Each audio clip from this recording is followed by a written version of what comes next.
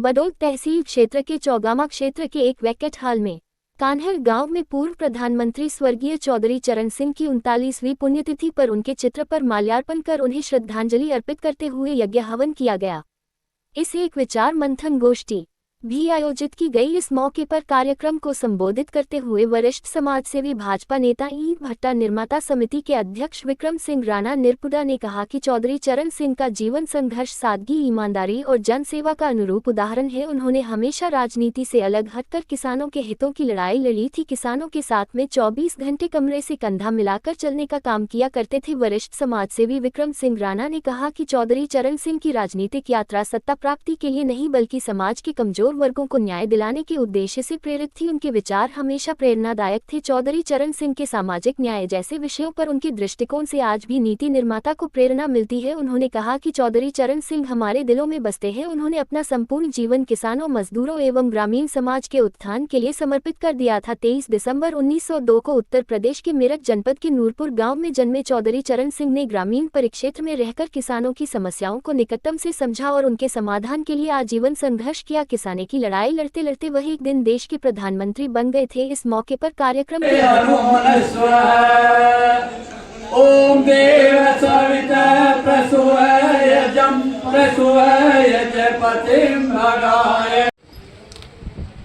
संगठन में साथी गई केवल मार्च आ गई है जो सर क्या नाम है वेल सिंह जी। केवल मार्च एक सेनानी हमारे बीच में जिसने 14 साल। राणा जी, फार्म हाउस में कार्यक्रम हो रहा है, क्या कार्यक्रम हो रहा है?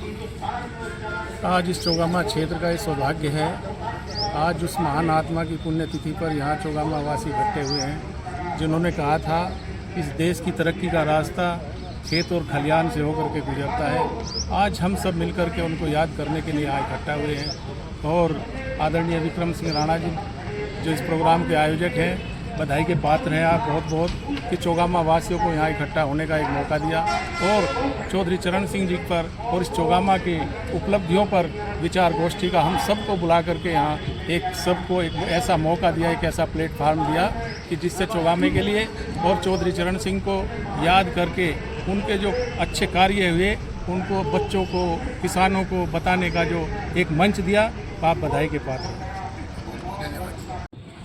और उनके सामाजिक मूल्य भी। राणा जी, क्या कार्यक्रम आयोजित किया जा रहा है आज?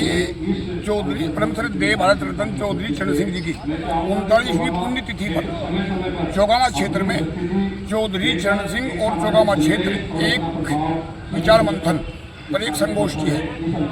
इसमें चौगामा क्षेत्र के सभी प्रबुद्ध लोग जो भी हमारे 40-42 गांव हैं, सभी के लोग यहाँ प्रबुद्ध लोग यहाँ उपस्थित हैं जो परम श्रद्धेय चौधरी चरण सिंह जी को श्रद्धांजलि दे रहे हैं और ये विचार कर रहे हैं। अब जो एक ये हमारा चौगामा क्षेत्र है, ये पुरातन महत्व का क्षेत्र है।